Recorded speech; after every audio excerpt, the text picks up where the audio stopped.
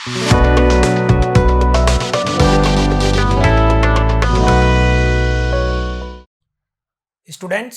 Welcome to next chapter है हमारा what are the central problems of an economy. तो सबसे पहले हम ये डिस्कस करते हैं what are the various types of economy. There are 3 types of economy. First one is central planned economy, second one is market economy and last one is mixed economy. इसके क्या क्या फीचर्स होते हैं? Central planned economy के अंदर basically क्या होता है, जो इकोनॉमिक अथॉरिटी होती है यानी गवर्नमेंट होती है, सरकार होती है, वही सब कुछ डिटरमाइन करती है what will be the level of production, consumption कैसे होगा, उसका डिस्ट्रीब्यूशन कैसे होगा, और इसका जो मेजर ऑब्जेक्टिव होता है maximum social welfare. Maximum social welfare यानी इकोनॉमिक अथॉरिटी इस तरह से इकोनॉमिक एक्टिविटीज को अंजाम देती है, इस तरह से डिस्ट्रीब्यूशन करती है, प्रोडक्शन करती है या कंजम्पशन करती है कि मैक्सिमम सोशल वेलफेयर हो। नेक्स्ट है मार्केट इकोनॉमी के अंदर। मार्केट इकोनॉमी के अंदर सब कुछ डिटरमाइन होता है मार्केट फोर्सेस के through by the way of demand and supply equilibrium, यानी कितना प्रोडक्शन होगा, किस कमोडिटी का प्रोडक्शन होगा, ये मार्केट फोर्सेस के थ्रू डिटरमाइन होता है। फॉर एग्जांपल वीट का कितना प्रोडक्शन होगा, यदि मार्केट इकोनॉमी के अंदर ही डिटरमाइन करना हो तो वीट की डिमांड कितनी है, वीट की सप्लाई कितनी है, उसके लेवल पे जो इक्विलिब्रियम लेवल डिटरमाइन होता है, इक्विलिब्रियम क्वांटिटी कितनी होगी और इक्विलिब्रियम प्राइस कितनी होगी। यानी इसमें नो गवर्नमेंट इंटरफेरेंस, यानी गवर्नमेंट का इंटरफेरेंस क्या होता है, बिल्कुल भी नहीं होता है। और जो लास्ट वन है मिक्स्ड इकोनॉमी, मिक्स्ड इकोनॉमी के अंदर कुछ सेक्टर्स के अंदर गवर्नमेंट का इंटरफेयर होता है और कुछ सेक्टर्स के अंदर प्राइवेट प्लेयर्स का इंटरफेरेंस होता है। यानी कुछ सेक्टर्स के अंदर गवर्नमेंट डिसाइड करती है कि कितना प्रोडक्शन होगा, कितना कंजम्पशन होगा और किस तरह से डिस्ट्रीब्यूशन होगा, लेकिन कुछ सेक्टर्स में प्राइवेट प्लेयर्स डिटरमाइन करते हैं through the forces of market mechanism. इस तरह से 3 टाइप्स की इकोनॉमिक होती हैं on the basis of administration और objectives, central planned economy, market economy and mixed economy. अब हम ये डिस्कस करेंगे कि किसी भी तरह की इकोनॉमिक अथॉरिटी हो, उनके सामने कुछ बेसिक प्रॉब्लम्स आती हैं। बेसिकली ये इकोनॉमिक्स में स्टडी करते हैं, economics the study of scarcity and choices. क्यों स्केर्सिटी का इश्यू रहता है इकोनॉमिक्स के अंदर? Because resources are limited and the requirements of human beings are unlimited. हमारे पास रिसोर्सेज सीमित होते हैं लेकिन हमारी आवश्यकताएं क्या होती हैं, असीमित होती हैं। तो असीमित आवश्यकताओं को पूरा करने के लिए हमारे लिमिटेड रिसोर्स को इस तरह से यूज किया जाए कि उनका मैक्सिमम ऑप्टिमल यूज हो सके। तो इकोनॉमिक अथॉरिटी के सामने ये प्रॉब्लम आती है जो बेसिक इन्होंने कहा था central problems of an economy.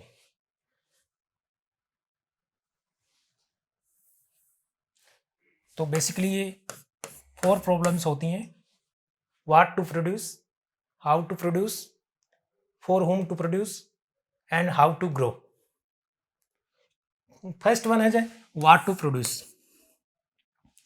इसमें ये प्रॉब्लम होती है इकोनॉमिक अथॉरिटी के सामने कि किन कमोडिटीज का प्रोडक्शन करना है और कितनी क्वांटिटी में करना है। For example wheat and defence. किसी भी इकोनॉमिक अथॉरिटी को ये डिसाइड करना होता है, उसके पास ये एक प्रॉब्लम फेस होती है कि वो किन गुड्स एंड सर्विसेज का प्रोडक्शन करे, वो वीट का प्रोडक्शन करे या डिफेंस इक्विपमेंट्स का प्रोडक्शन करे। और डिफेंस इक्विपमेंट्स का प्रोडक्शन करे तो कितना, किस क्वांटिटी में करे। क्यों कि हम डिफेंस इक्विपमेंट्स का प्रोडक्शन करेंगे तो का ज़्यादा करेंगे तो जो वीट के जो रिसोर्सेज है उनको वहाँ मोबिलाइज करना होगा और वीट का प्रोडक्शन क्या होगा, कम होगा, क्योंकि हमारे पास रिसोर्सेज क्या है, लिमिटेड है। तो इसके अंदर ये डिस्कस करते हैं कि किन कमोडिटीज का प्रोडक्शन करें, और ये कमोडिटीज डिसाइड करने के बाद ये डिसाइड करना होता है कि उनकी कितनी कितनी क्वांटिटीज में प्रोडक्शन करना है। नेक्स्ट है हाउ टू प्रोड्यूस। जब हमने डिसाइड कर लिया कि किन कमोडिटीज़ का प्रोडक्शन करना है और कितनी कितनी क्वांटिटीज़ में करना है, उसके बाद किसी भी इकोनॉमिक अथॉरिटी के सामने ये प्रॉब्लम आती है कि किन प्रोडक्शन टेक्निक्स का प्रयोग किया जाए जिससे कि प्रोडक्शन ऑप्टिमम हो, मैक्सिमाइजिंग हो। तो इसके अंदर दो टेक्निक्स को हम डिस्कस करते हैं। First one is labour intensive and capital intensive techniques. जब हमने डिसाइड कर लिया कि वीट और डिफेंस इक्विपमेंट्स का प्रोडक्शन करना है, जैसा कि हम सब जानते हैं कि वीट के प्रोडक्शन के अंदर लेबर का ज़्यादा यूज होता है, या हम ये कह सकते हैं कि ज़्यादा यूज करना चाहते हैं।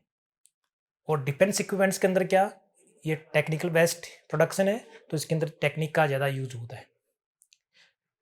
तो कमोडिटी डिसाइड करने के बाद हमें ये भी डिसाइड करना होगा कि हमें लेबर इंटेंसिव टेक्निक्स का यूज करना है या कैपिटल इंटेंसिव टेक्निक का यूज करना है। तो ये होता है हाउ टू प्रोड्यूस, इनको कैसे प्रोड्यूस करना है कमोडिटीज को। थर्ड वन है for whom to produce. Economic authority को ये डिसाइड करना पड़ता है कि जिनका प्रोडक्शन हम कर रहे हैं, जिन कमोडिटीज का प्रोडक्शन कर रहे हैं, उनको कौन कंज्यूम करेगा, which section of the society is going to consume this production. जैसे एग्जांपल लेते हैं लग्जरियस गुड्स और नेसेसरी गुड्स। यदि इकोनॉमिक अथॉरिटी ये डिसाइड करती है कि नेसेसरी गुड्स का प्रोडक्शन ज़्यादा होगा और लग्जरियस गुड्स का प्रोडक्शन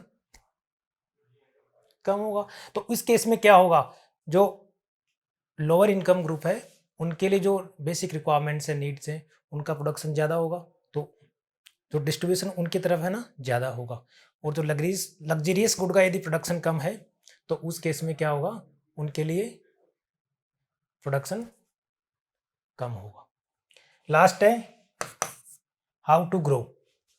इसके अंदर हम ये डिस्कस करते हैं कि कितना हम कंज्यूम करते हैं और कितना हम इन्वेस्ट करते हैं कैपिटल फॉर्मेशन के अंदर, क्योंकि हम जितना इन्वेस्ट करेंगे आगे उतना ही ज़्यादा कैपिटल फॉर्मेशन होगा और जो ग्रोथ रेट होगी वो ज़्यादा होगी। यानी कंज्यूम कम करेंगे तो कैपिटल फॉर्मेशन क्या होगा, ज़्यादा होगा, और ग्रोथ रेट भी क्या होगी, ज़्यादा होगी।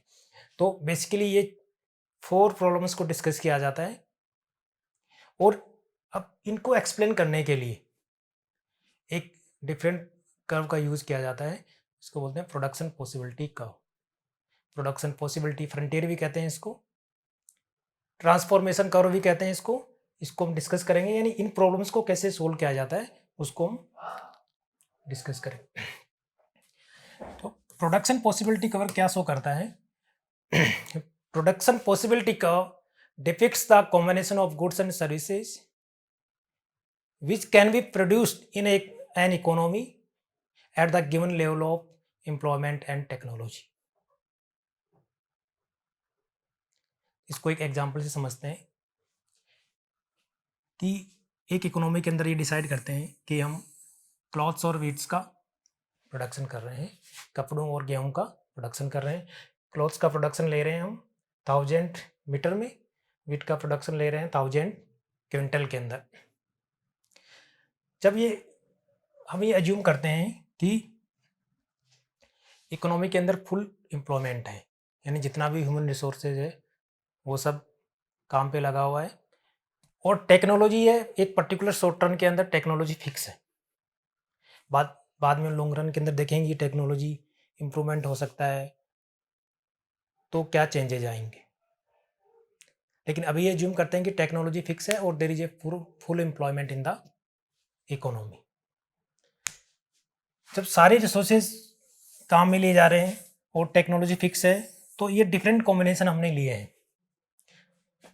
एक कॉम्बिनेशन है कि जब पूरे रिसोर्सेज को वीट के प्रोडक्शन में लगाएंगे तो 15,000 क्विंटल वीट का प्रोडक्शन होगा, और उस केस में क्या होगा, क्लॉथ्स का कोई प्रोडक्शन नहीं होगा, जीरो प्रोडक्शन होगा।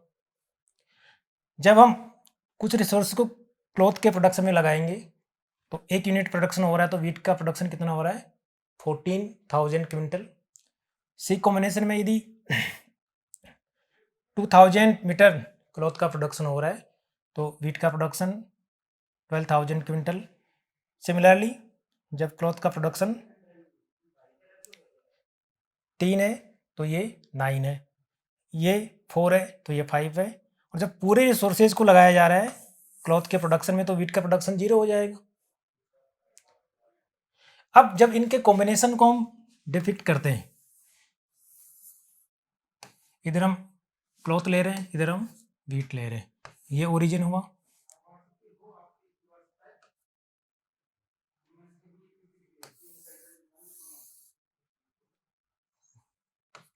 ये आपका 5 हो गया, ये 0 हो गया, ये आपका 15 हो गया। तो अब इन डिफरेंट कॉम्बिनेशन को डिपिक्ट करेंगे।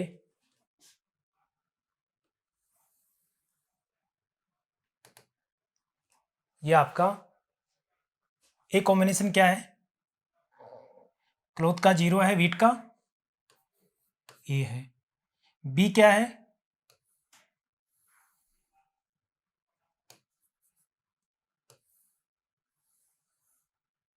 सी है, डी है,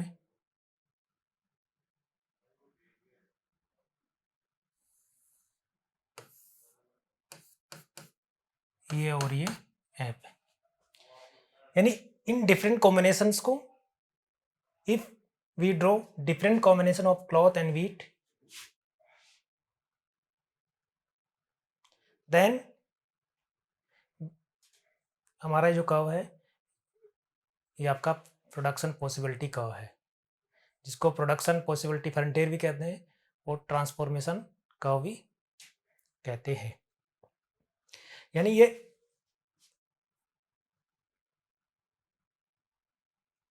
जो दो गुड्स एंड सर्विसेज हैं क्लॉथ एंड वीट के, उन कॉम्बिनेशंस को बताता है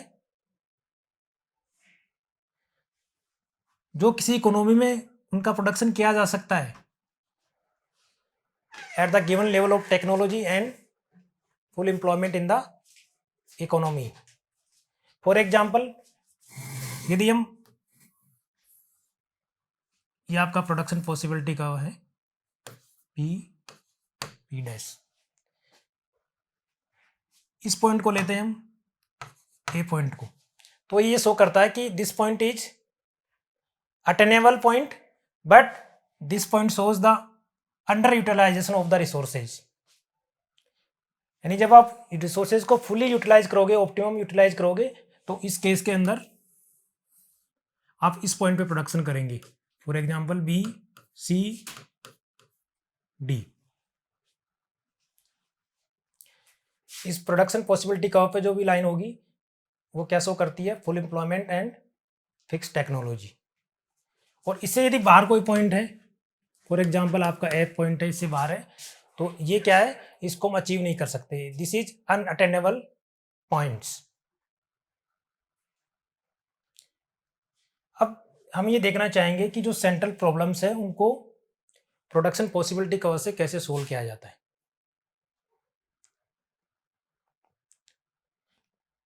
अब ये प्रोडक्शन पॉसिबिलिटी कर्व आपका दिया हुआ है इस एग्जांपल के थ्रू। तो पहली प्रॉब्लम है what to produce. What to produce में ये डिसाइड किया जाता है कि किन का प्रोडक्शन करना है और कितनी क्वांटिटी में करना है। तो प्रोडक्शन पॉसिबिलिटी के थ्रू हम देख सकते हैं कि जब प्रोडक्शन पॉसिबिलिटी कर्व पे हम प्रोडक्शन करते हैं तो वो क्या है, उस केस में ऑप्टिमम यूटिलाइजेशन होता है रिसोर्सेज का। तो A B C D E F इन पॉइंट्स में होगा। लेकिन जब क्लॉथ का प्रोडक्शन ज़्यादा करना चाहेंगे तो वीट का प्रोडक्शन अपने आप कम हो जाएगा। तो हमें डिसाइड करना होगा कि कितना प्रोडक्शन करना, उसके बेसिस पे हम प्रोडक्शन कर सकते। जब हम ये देखना चाहें कि प्रोडक्शन पॉसिबिलिटी कर्व के थ्रू जो सेकंड प्रॉब्लम है हाउ टू प्रोड्यूस, इसको कैसे सोल्व किया जाता है, ये हम अज्यूम करते हैं कि ये आपका प्रोडक्शन पॉसिबिलिटी कर्व है पी डैश। इधर हम ले रहे हैं कैपिटल गुड्स और इधर कंज्यूमर गुड्स।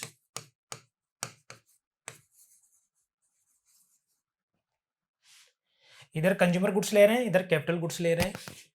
तो किसी भी इकोनॉमिक अथॉरिटी को ये डिटरमाइन करना होता है, डिसाइड करना होता है कि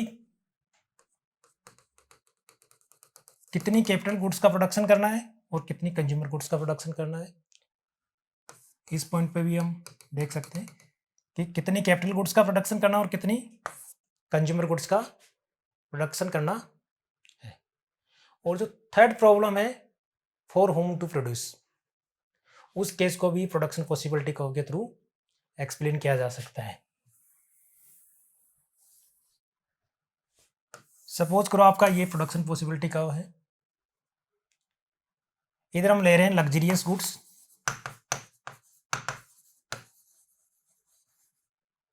और इधर हम ले रहे हैं नेसेसरी गुड्स।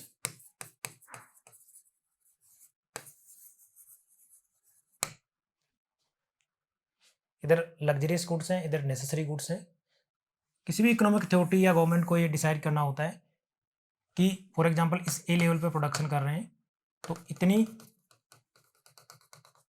लग्जरियस गुड्स का प्रोडक्शन करेंगे, इतनी नेसेसरी गुड्स का प्रोडक्शन करेंगे। जब लग्जरियस गुड्स का प्रोडक्शन ज़्यादा करना चाहेंगे तो उस केस के अंदर जो नेसेसरी गुड्स है उसका प्रोडक्शन अपने आप कम हो जाएगा, क्योंकि रिसोर्सेज क्या है, लिमिटेड है। तो इस तरह जो बेसिक प्रॉब्लम्स हैं, central problems of an economy, उनको प्रोडक्शन पॉसिबिलिटी कर्व के थ्रू एक्सप्लेन किया जा सकता है, उनको सोल्व किया जा सकता है। अब कुछ एक दो फीचर्स हैं production possibility curve. First feature है कॉन्वेक्स टू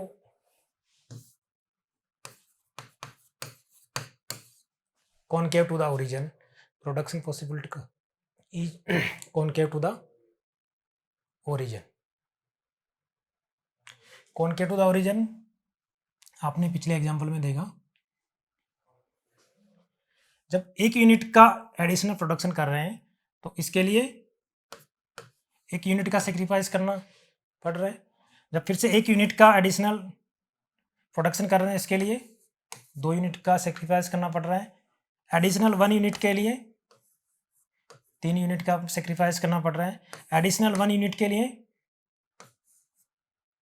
4 यूनिट का सेक्रीफाइस करना पड़ रहा है और एडिशनल 1 यूनिट के लिए 5 यूनिट का सेक्रीफाइस करना पड़ रहा है। यानी जब क्लॉथ की एडिशनल 1 यूनिट के लिए यहाँ पर 1 यूनिट है, इसके 1 के बदले में यहाँ 2 है, इसके 1 यूनिट के बदले जो वीट के जो सेक्रीफाइस लिमिट है उसको इंक्रीज करना पड़ रहा है। इसलिए क्या होता है, आपका production possibility curve is concave to the origin. Second जो है, जब अभी हमने एज्यूम किया था कि जब टेक्नोलॉजी क्या है, फिक्स है, और जब टेक्नोलॉजी चेंज हो जाएगी या टेक्नोलॉजिकल इंप्रूवमेंट हो जाएगा तो उस केस के अंदर प्रोडक्शन पॉसिबिलिटी कर्व में क्या चेंज आता है।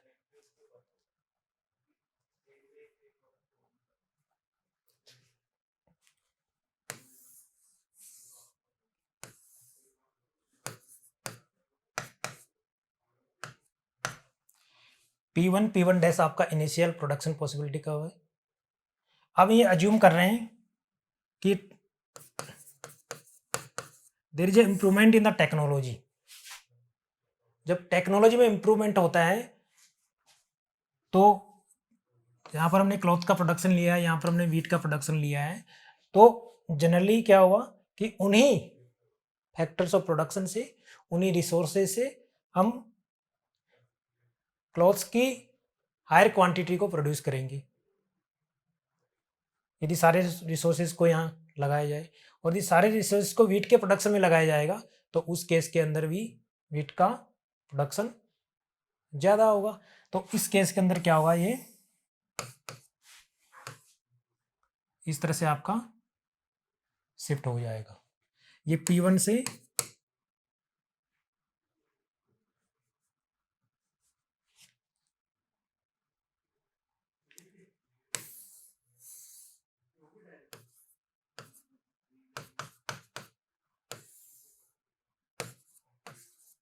इस तरह से आपका शिफ्ट कर जाएगा, यानी P1 डैश से P2 डैश की तरफ शिफ्ट हो जाए। अब एक इंपॉर्टेंट कंसेप्ट होता है MRT।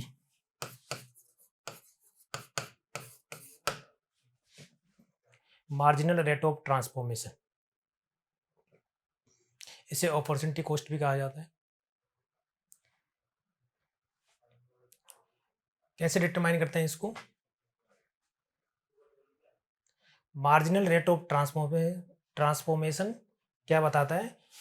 क्लॉथ का एक एडिशनल यूनिट के प्रोडक्शन के लिए वीट के कितने यूनिट्स का सेक्रीफाइस करना पड़ रहा है वो आपको बताता है एमआरटी, जिसे अपॉर्चुनिटी कॉस्ट भी कहते हैं। और ये क्या होता है, इसके जो प्रोडक्शन पॉसिबिलिटी का स्लोप होता है वो एमआरटी को बताता है।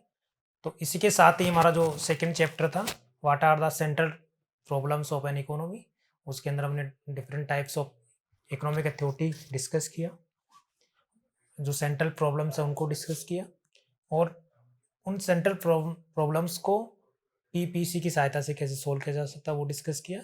तो इसी के साथ ही आपका ये सेकंड चैप्टर और फर्स्ट, इनफैक्ट आपकी फर्स्ट यूनिट कंप्लीट हो गई है। नेक्स्ट यूनिट में हम डिस्कस करेंगे जो हमारा टॉपिक होगा कंज्यूमर बिहेवियर एंड डिमांड। उनके अंदर डिफरेंट कंसेप्ट्स हैं, यूटिलिटी है, बजट लाइन है, इंडिफरेंस कर्व है, कंज्यूमर इक्विलिब्रियम कैसे होता है, उन सबको डिस्कस करेंगे। Thank you.